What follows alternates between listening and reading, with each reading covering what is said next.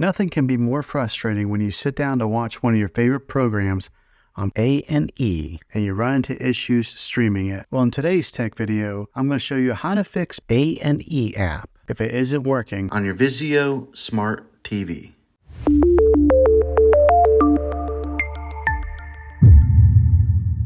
Let's see if we can fix your problems and get your A&E back up and running as quickly as possible. The first one, it's the easiest one to try, and that's to unplug your TV from the wall outlet and wait 60 seconds. Now don't be impatient here. Wait the whole 60 seconds, then plug it back in. This is very different from turning your TV on and off with your remote control. This is what we call a hard reset of your TV, so make sure you do this method. If that doesn't work, then find your router that is giving you Wi-Fi and unplug the power to that for 60 seconds. Then plug it back in. If it fixes it, great. If not, let's go ahead and move on to the next method. Try deleting A&E on your TV. Go to wherever the apps are located on your system and remove the app altogether. Then reinstall A&E again. After you reinstall it, you might have to log back in with all of your credentials, but hopefully this will work. And if that doesn't work, then I recommend buying an affordable Roku stick, Fire Stick, or Apple TV 4K and plug that into your TV and use that as your main streaming player, and you'll be able to access A&E that way. I'll put links in the description down below of where you can get one. There you have it, folks.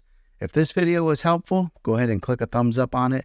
Go ahead and subscribe to my channel. I make tech videos all the time, and I would love to have you back in the next one. Take care.